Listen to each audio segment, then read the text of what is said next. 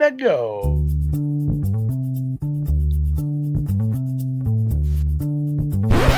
Welcome to Deep Dive Daily. Good morning, Andy. Happy draft day. This one's going to be a weird one. The consensus across the mock universe lining up with all of my darts, it feels a little too cute. If I could take a cash out on everything right now and just accumulate the CLV that I have on all of my long shots, I would do it in a heartbeat. I do not think we have any clue what order 3 through 8 ultimately gets picked. Yeah, well, yeah, because it's a house of cards. Picks, yes. It takes one funny trade, yeah, and one team reaching weird, and suddenly all hell breaks loose. Like you said, 3 through 8, and even like 3 through 12. That whole section there, because the NBA, once you get past like even towards the end of the lottery picks, you get some weird stuff going on. Like you get some heavy reaches, you get some guys dropping pretty far. And it's funny looking at if you go to like Tankathon, that's a good way to illustrate it, I think. You see, which picks have been traded. Go look at the NBA and then go look at the NHL and then go look at the NFL. It's wild. Like, yes, there's trades. There's always teams that trade back into the first on draft day. But literally, I think the Celtics pick is the only non-lottery pick who owns it. They still own their pick. Yeah. And I think they'd be willing to trade. They probably are trying to move it today. So it's crazy. Like every single pick. Maybe Los Angeles. I want to say in the NHL, maybe Los Angeles is the only team that owns their non-lottery pick. It's crazy. Everybody has traded away their picks at one point or the other, their first round picks. And I mean, obviously even in the lottery part of the season or the part of the draft. So I'm excited for Wolf. I got some Wolf top 10, top 20. That'd be good. Sorber 12th. Sorber 12th at 20-1. That's a fun one, Michael. Interesting. That's from VR. I would say that the rumor that I'm the most excited. I mean, the craziest draft rumor. I guess here there's two humongous chips that need to fall before we can solve this puzzle. You ready? The first one, which is big player trade that I've heard, is Jaylen Brown to Utah. Yeah. The salary coming back is like Sexton and Collins or whatever, and the asset coming back is the 5th pick. And that actually makes Utah shouldn't trade that pick though. Well, who knows what's going on there? Who knows?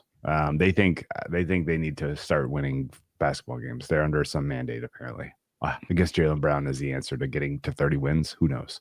But whatever the case is, that feels very real and like it may break and happen today. And that's good news and bad news. It's bad news. Well, if they're trading for the 5th pick, Drew, it would have to happen today. Yeah, no, I mean, like, I'm gonna put that out. I meant like imminently. I mean, like before we're done recording, that could be news. And then pull up Twitter. Like it's good because that means then, to me at least, that means Con top 5 is in pen. Right now, I'm nervous that I'm gonna have to start playing defense on Con top 5, and I actually don't even have anywhere to play defense on it because Bookmaker took all their markets down. Yes, thank you. Good call. But yeah, because the other chip to drop is what in the fuck is Brooklyn doing? Brooklyn has 5 first-round picks, Andy. You know what I would make a bet at any price? That Brooklyn will not have 5 round 1 rookies on their roster to start the season. Like they're not making all of those picks. Like that's absolutely absurd. Which means there's some potential for them to package those picks and make a trade. I mean, the logical assumption is that would have been for Ace Bailey. But I have heard wildly conflicting things about them being really interested and really not. And, rumors flying yesterday that they were going to move up to 3. I assumed that was for Ace, and then somebody from the clouds was like, no, it would be for VJ. And now Philly is apparently not interested in that. So Philly's just going to take VJ at 3. So then the question becomes, is plan B for Brooklyn to go to 4 to get Ace? Do they even want Ace? Like, I don't have an answer there. I've heard that 6 Washington Ace interest was real and has been real, and that their plan B is Malawatch. And then I've heard that Pelicans are only now in the big business, and they are hopeful that Malawatch is available, and if not, Malawatch Queen. And that is about all of the rumor mill down that I can give you. I like Queen there. I don't have any home really for Trey unless it goes chalk and the Nets take him 8. But I also don't have sincere connection there. Like, they love him at 8. So no, I don't know that you need to once you're out of like the top 5. I don't know if it has to be a guy you love. It can just be like, hey, here's a really good player that is still on the board. We have to take somebody. That's the rules. We have to draft a player. So Trey is kind of like that, though. I've seen that in a couple mocks where it's like you didn't really know where to put him, or you didn't know who wants him. But he's a good player, and like he's clearly top 10 talent. Someone's just going to nab him. I think it might be surprising, or it might just be the 8, like you said. Yeah, I think there's a world where this goes chalk, and we're all high-fiving. And again, if I could just walk away with the liquidity that I've accumulated on every one of my darts this second, I would. Yeah. If it goes Knuppel at 3, that'd be weird. I mean, it really does seem like it's going to be VJ, but if that is any sort of smokescreen, or they don't love him as much, and they go with and it goes Duke 2 out of the top 3, boy howdy, that would be a solid win. My bet did get approved. Oh, okay, good work. 30-1. Yeah. Oh, okay, good work. I think the I think VJ to 3, if that reopens, is going to start getting steamed up. Yeah. So if you want to cover your risk, that's how I would play that. Well, I may. What possible other outcomes could you have at 4 besides Knuppel if it goes VJ at 3? Is it just someone moves up to take Ace Bailey, or is there a third player in that mix for 4 then? I think it is very clearly stick and pick Con, or trade out and somebody comes and gets Ace. Yeah. I may go look. I know Bovada had him down. I'll see if anyone else had it up, but those exactas, those 1 through 4s. I am not like in on the communications between the teams at all here, but the sense that I'm getting is they basically kind of try to telegraph to the other teams either a bluff or a sincerity about we're going for this player. And then everybody reacts to that and says, whoa, before you do that, well, this is the kind of package we would offer for you not to do that, right? Like, that's sort of the way this goes. And I feel like Philly played that with Ace and nobody bit. And then now Charlotte's doing that, saying, we're going to take Ace. And I don't know if anyone's going to bite, but I also don't understand what the hell Brooklyn's plan is. 5 first rounders is not a thing that happens. I'm sorry. Yeah. You can't even play them all. Like, I don't know. So Flag, Harper, VJ, Ace is plus 425. Not a huge payout, but so that's saying there's a 20% chance that happens. It feels right. And your chalk, so you have to lay minus 175. Can you get Con 5 tapped on the end of that? Because that's the way that works.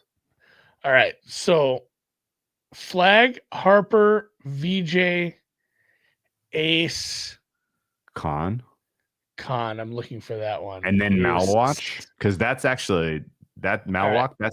That's how the top 6 goes in a world where there's a little chaotic. There's no 6 exacta, but Flag, Harper, VJ, Ace, Con is 16-1 at Bovada.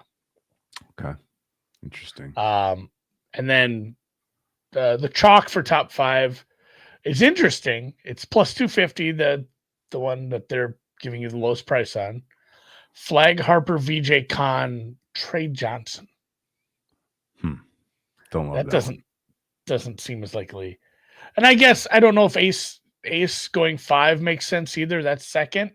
But the one that would make more sense to me is it pays 3-1. Flag Harper, VJ Khan, Fears. I could see that, I guess. Sure. That's basically Utah, and Jaylen Brown doesn't happen. Yeah, and like Utah takes Fears. I am assuming that the trade between the Celtics and the Jazz is already pretty much agreed upon in principle, and it just happens before the draft. But it's also possible that the Celtics are going to wait and see if Khan is there because they apparently love him that much. But I don't know. I really don't know. Because if the Hornets take Khan over the Celtics, I'm not sure what the Celtics do at 5. Zero clue. So the I guess the other kind of fun rumors that I've heard, a lot of people trying to move up into the 9 pick for various players. I've heard both OKC and Memphis connected to Coward there. Have heard the 10, every rumor you can imagine about the 10th pick. I don't understand why that's just nonstop speculation. Have heard that Miami promised Walter Clayton Jr. And to the tune of he canceled every other workout. And I have heard that Charlotte likes Clayton Jr. enough that one of the reasons that they are considering or trying to elicit a trade from Brooklyn is so they can get the pick that is just ahead of Miami so that they can take Clayton. So that's about all of my notes. And that's why I did play some Clayton top 20 on Kalshi. Oh, good job. What, like a little over 50%? I can't remember what I got my number at. I'm going to pull it up. So I love Kalshi so far. I'm just anything better than 58%, 58 cents. You're in good shape. I dipped my toes into Kalshi, and I didn't hate it. The little confusing. It's not like an exchange where you can see, hey, here's how much I could bet on this price. Where you have the tiered exchange model like you've seen on that. That's nice because it's tough when it says, hey, the price is this, but really the price is that for like $20. And if you put 100 or 200 clear that, then you're in some then you're not getting that price essentially. So I just don't really understand. It's 47 right now. So it is 47 right now. I think you did nice job there because that's over 50% for me. That's like more. I think like fair price on that should be about -160, -180. Wolf. I bought a bunch of Wolf top 20 at 59 cents. That is, I don't know. It should be up, right? That's trading lower now too. I'm swimming negative. That is my other negative thing about Kalshi, and I'm sure I can just go change this. But you get like an email that's like, "Hey, this one moved. It's moved against you." Like I don't like getting an email saying I got negative CLV. I'm gonna have to change my notification settings. I think that would be more beneficial for a long-term trader who's taking something like I'm betting on the 2028 election cycle or something, or something long-term, not basketball that's happening tomorrow. But hopefully some of these move into the positives here today. And honestly, it doesn't matter because I'm not looking to trade out of these. I'm looking to see these to completion. Okay. I think you're probably in good shape on those. The big kind of the defense, I'm getting all kinds of messages about stupid fucking Noah Sengue. I can't believe that teams are considering this guy in the top 10 personally, but it sounds like there are some. The team that I'm the most nervous about just doing something dumb is the Nets. Like if the Nets don't make any trades and they don't really like Trey, do they take Noah 8? Like that actually is starting to sound like there is some there, which makes me want to puke. I don't feel as concerned as I did this time yesterday that Toronto at 9 is the potential landing spot for him. It sounds like if Toronto does anything, they're trading down. So a lot of teams want that 9th pick for some reason. but they just want to be ahead of the Suns because they know the Suns want everybody. That's about it. You got any other final thoughts on the draft, or I guess no? I guess just in general, do you have a spidey sense about the fact that all of the major draft mock and analysts have converged on the same top 8? I mean, it does become a bit of an echo chamber when there's not news. You think it's groupthink? Some of it is. I don't think a lot of them know. And I think a lot of it is just like, how much time and effort do I want to put into figuring this out when there's likely going to be 3 trades in the top 10 tonight that are just going to blow this up anyway? Yeah. And Grant is right. If Charlotte and Brooklyn trade 4-8, Trey did visit Charlotte. That is confirmed, even though one of the fake news aggregating AI accounts on Twitter was saying the only person that visited Charlotte was Khan. That is not true. Trey did visit Charlotte. So Grant is correct. That definitely is plausible too. Yeah. Back in the New York group. There's also a world where if the Celtics don't get the 5 and Utah sticks and picks Fears, that Khan is just available for them at 8. And then Trey, I don't know where Trey goes, right? In that world, it's like VJ 3 to Philly, Ace 4 to Brooklyn, Fears 5 to Utah, 6 Malawak, 7 Queen, 8 Khan, 9 question mark. I don't know where Fears is. In that world, I'm angry. Yeah. Anyway, go ahead. And I think that's where some of the stuff around Noah, I'm still pretty confident he drops, because like the Suns taking Queen makes sense. Malawak going high. That was like the sense. only thing that got bet yesterday, by the way. Yeah, like even no other market got sniffed. Coward, Bryant, the Nets taking like a point guard, even after let's say Fears is gone, and obviously you take the Illinois kid. Like, sure, like, the Nets could go a lot of different ways. I wish the Nets weren't drafting. Weirdly, they're going to be drafting Andy 5 times tonight. I know they have a lot of picks. And a lot of terrible. So I wonder if they've done the good. They've done the right part of accumulating, but they've done the bad part of accumulating garbage. It's pretty funny. We'll see. So, any tennis thoughts or any thoughts on let's one more NBA thing. The Porzingis trade. I have seen an obscene amount of tweets that are like, and I think about only 50% of them are shit posts or jokes. Like, I think there are people that live in Boston that have Twitter that believe in their heart of hearts that Porzingis has AIDS. Like, some of because that was a joke that people made. It's not a very good. Shouldn't be laughing, but no, we shouldn't be laughing at like someone. I do think that there were rumors he did have like bad long COVID. Sure, and that was some of the reasons. I believe that, but like some of these people, the way they're tweeting, I really think they believe it. But it was like a good job clearing the salary. You don't want to end up in that weird, stupid name for it, second apron thing. You don't have to pay that. Like, you had to do something about the salary. Brad's a good move it around kind of guy, and honestly, they're kind of in a transition year with the injury anyway. Like, this is good stuff. It's not like Atlanta got fleeced. I don't think anybody got fleeced, but it was like a move that had to happen. A couple of moves that had to happen for Boston. Things worked out. Yeah, they're sitting in good shape. Things worked out exceptionally well for Boston.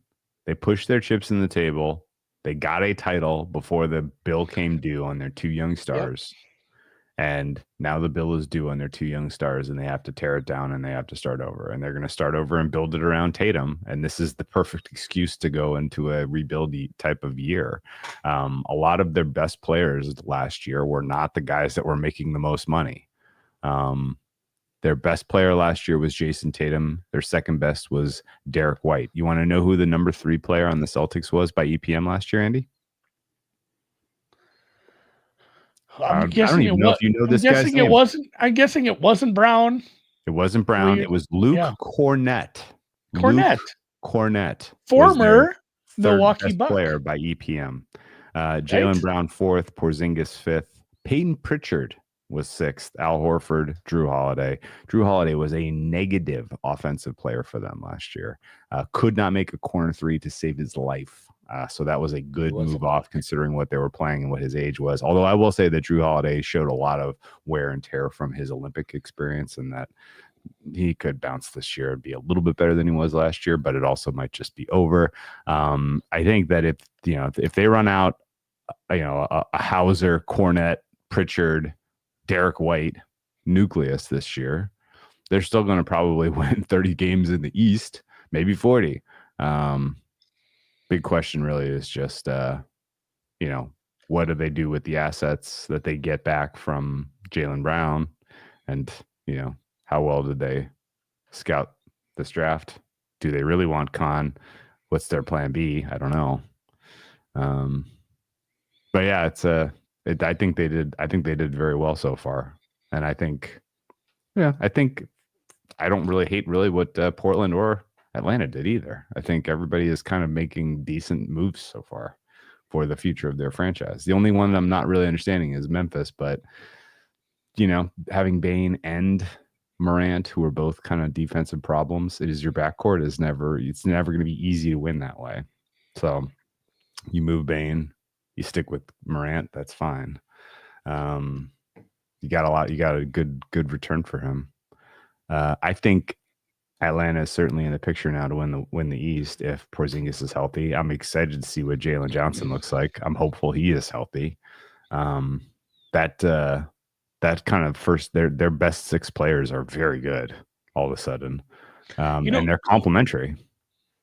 We were talking about the other conference the other day. It's just going to be an all NBA episode. If you want my golf picks, you're stupid and you shouldn't have access to money because I've been ice cold. Don't worry about that. And I tweeted them out anyway. Go follow me on Twitter. All NBA. I felt bad because we did tiers in the West, and we said, hey, OKC, Gap, Nuggets, Mini, probably there. And then in that 2 and 3, I think there's some ambiguity and there's some room to wiggle. We did not mention Dallas at all. Why would we? Aren't they a third tier team? No. Okay. I don't know. It is just a bonkers roster composition. Bonkers. It's weird. But what if Flag is just good? That's great. They can just win like 40 games. They don't have any guards. And if you're saying, well, what about Kyrie? Okay. What about him? Like he's our age. Yeah. He's our age, but he's coming off of a massive knee injury. Yeah, that's true. If he's good to go by March, then that's a win for them. I'm kind of assuming that Kyrie's just done. Anyway, and yeah, they don't have any guards. It's a very weird roster, and it's not let me pull it up. They have it's just bizarrely lopsided in terms of size and just skill. Anthony Davis is your best offensive player. That's not good. This is not a team that is going to win a round 1 playoff series in a very competitive West, from what I can tell you. So they're in tier 4. Tier 4. All right. Sorry, Dallas. I tried. Well, I mean, let's close on that, or I don't know. I ain't gotta go anywhere today. Sure. Houston is an interesting roster now too. Are they sneaking into the? I think their odds to win the title are hilarious and incorrect in the kind of way where if you had a lot of money, you should bet against it. Yes, but are they in the third tier at least? I mean, it's not like this is a shitty team and people are jokes, but like it's clearly not a team that can compete with like they're clearly in the third tier, and they do have the upside to be in the second tier because they have some young players who could take a step forward to be like all NBA. Like Amen Thompson could end up being an all NBA player next year. They have good coach. Like they don't necessarily have the roster to win a playoff series or 2, playoff series, in my opinion, because they don't have enough offensive firepower for being schemed against with a concentrated good defense, right? Does that make sense? Yeah. You need a +4 guy, and they don't have one. They need a +4 offensive guy, and they don't have one. That's kind of the bar to win a series in the West. You need a +4 offensive player. That's how you draw the line. That's why OKC is tier 1 because they have Shea. That's why Denver is tier 2 because they have Jokic. That's why Minnesota is tier 2 because they have Anthony Edwards. Yeah. Luka is a +4 offensive player. He puts the Lakers in the mix. Would you have the Lakers ahead of Dallas? Absolutely. Okay. And really just because of that point.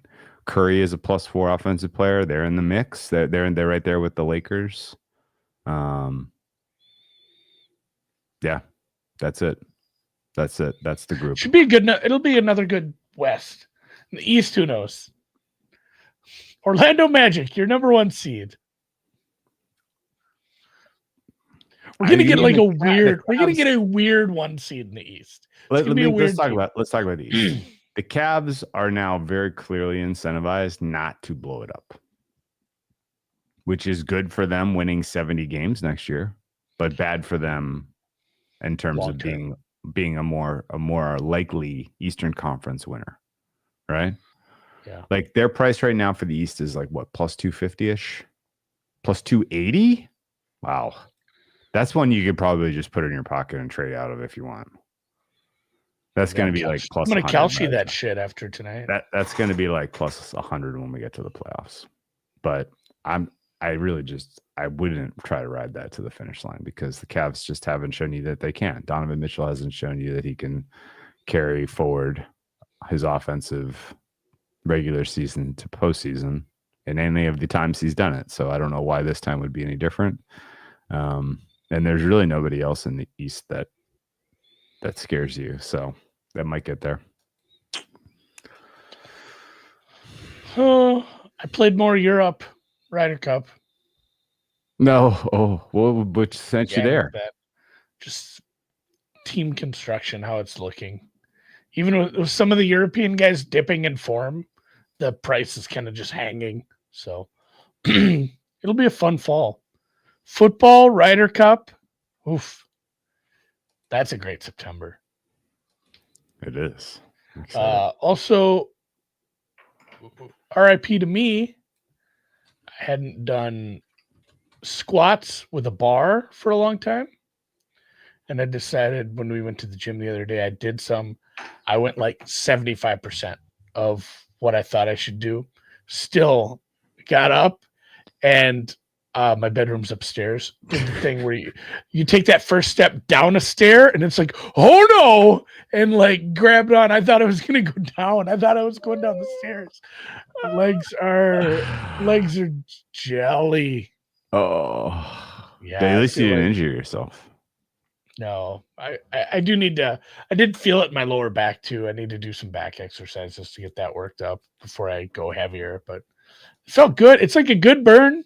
But boy, going downstairs feels weird. So RIP to Andy's legs. I'm going to have to take it kind of easy today. Final comment. Ryan says, what's the likelihood you think the Celtics trade Jaylen Brown? I would put it 60-40 right now. Although if it doesn't happen today, it's probably not happening. As Andy very correctly pointed out, if you're not getting back this year's 5th overall pick, I'm not sure why you're doing it. Because the asset you're going to get back for him is never going to be as good as what that potential could be married with what your current roster looks like. I think so. All right, let's call it a day. Job, places to be, people to see. I got a new chair. The old one was broke. Great. It's like a gaming chair. It is. I got it at Costco. They had like 2 choices. I went with the gaming chair. All right. Oh, great lumbar support though. So love you, Costco.